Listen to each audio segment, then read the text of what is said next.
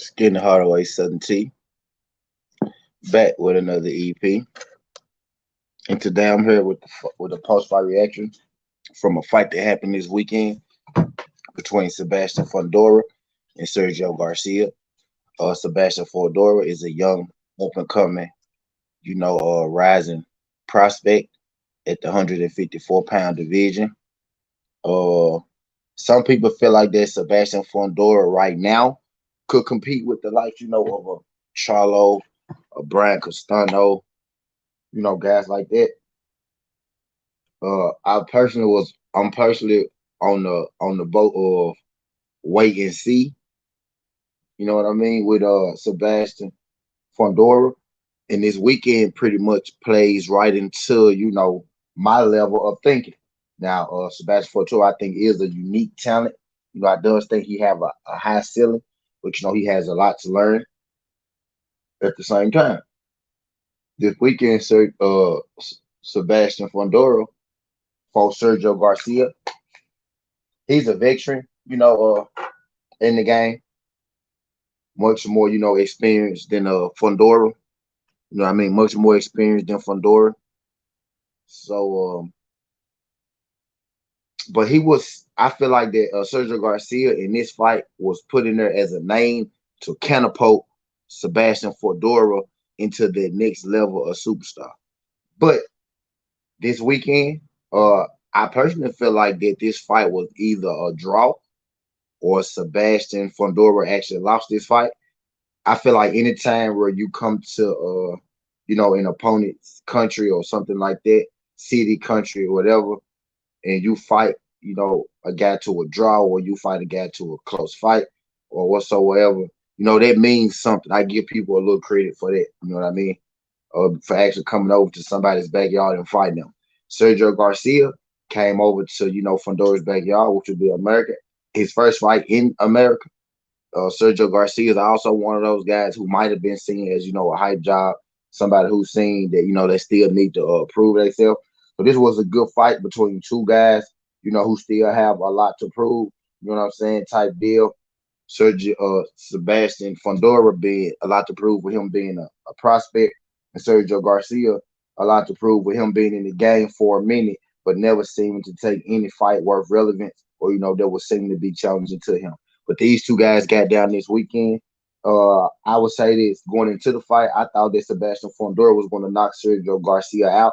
I most definitely was not a believer in Sergio Garcia at all. You know what I mean? I thought he was the definition of a hype job.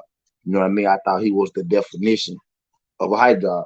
But yesterday, I took a lot from that fight, starting with I started with Sergio Garcia. I want to apologize to Sergio Garcia. Sergio Garcia, I thought that Sebastián Fundora was going to, put you out of your misery in that fight, and I thought he would do it pretty early. I actually made a bet on the knockout that Sebastián Fundora would put out Sergio Garcia. And Sergio Garcia, he came out there, he did his thing. There was never a point in this fight where it seemed like that he would be getting knocked out. And you have a lot of people, even myself, kind of feeling like that they might have gave Sebastián Fundora one yesterday. I think Fundora lost that fight against Sergio Garcia. He got sucked into a Sergio Garcia fight. Sergio Garcia is only 5'9". Sebastián Fundora is about 6'6", and he let the shorter guys suck him until fighting the shorter guys fight. You know what I mean? I think yesterday most definitely will end and did all the conversations. I think yesterday will most certainly end and did all the conversations, about Fundora fighting Charlo or Fundora, being next for a title shot or something like that, because I think he still, got a lot, to work on. But they gave him the win over Sergio Garcia. Now, this is what's interesting to me. I think this is interesting. This is what will make the most sense to me, and I think it's hella interesting. You got a guy that a lot of people are high on in Sebastián Fundora. You got a lot of people that you got another guy that I'm high on. That he's number one in a lot of the sanctioning bodies right now at 154, and that's Erickson Lubin. You know what I mean? Erickson Lubin is coming off winning his last fight against Banana Rosario. and you got Sebastián Fundora, who's just coming off win against Sergio Garcia. I think it's about time we put Sergio, not Sergio. I think it's about time we put Sebastián Fundora in the ring with Erickson Lubin, and the winner of that face off for the 154 championship titles against the winner between Jermell Charlo and Brian Costano, because I know that they are also set for a rematch.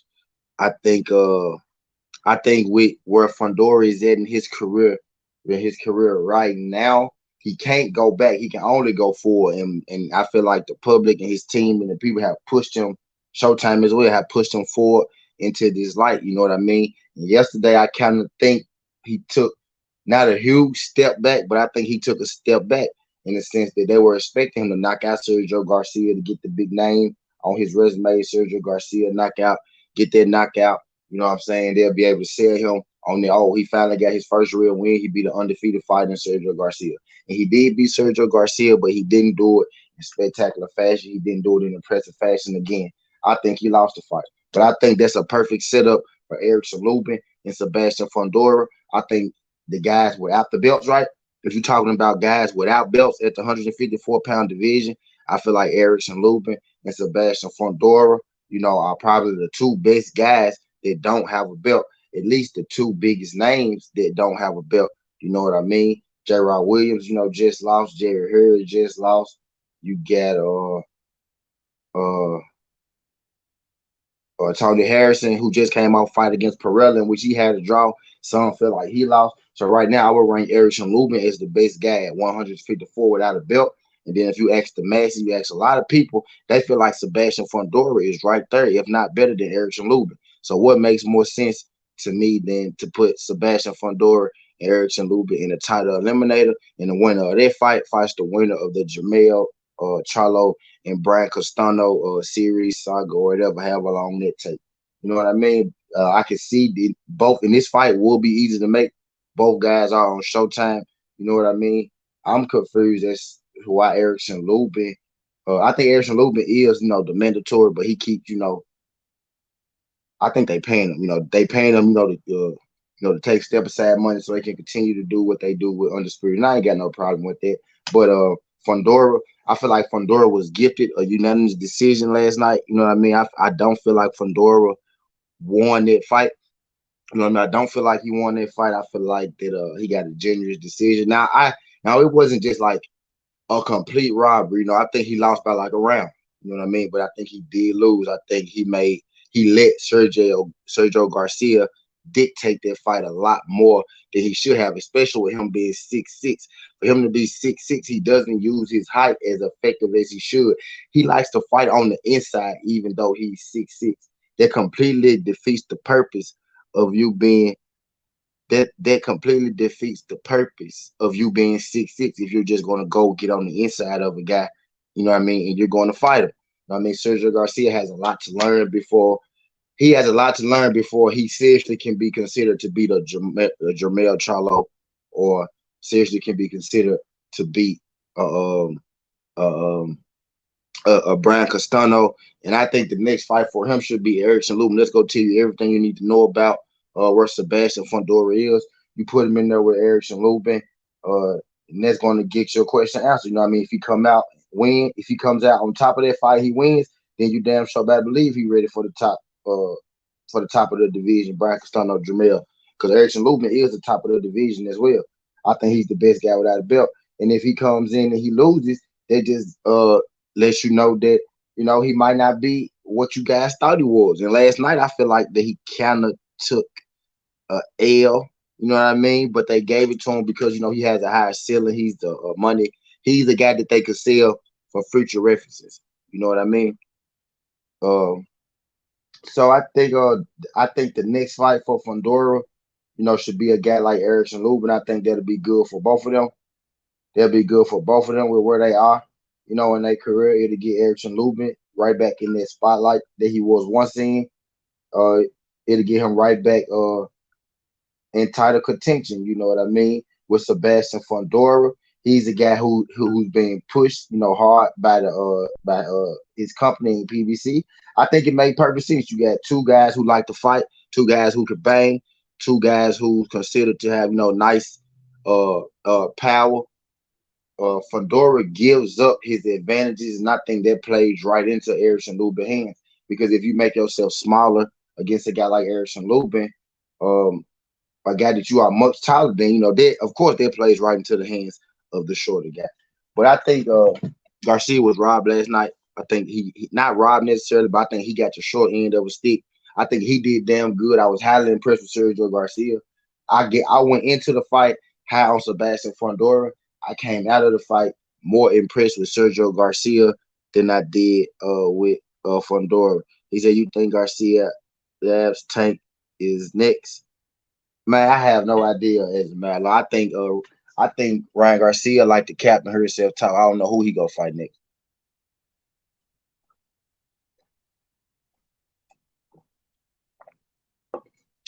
I think Ryan Garcia, like to hear himself talk. I don't think he know who he gonna fight next. But let me tell what's up to the people that came through here before I get out of here. Cabanello said, "Yeah, I gave it to the Garcia guy. Fundora lost, in my opinion."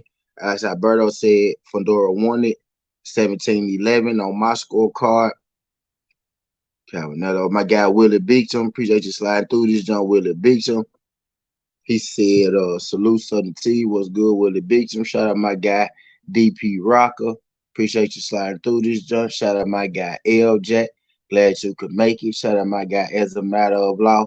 Glad all y'all good folks can make it. L Jack said, Lubin behind the glove said he's not interested in fighting for Door. He claims he's already earned his shot.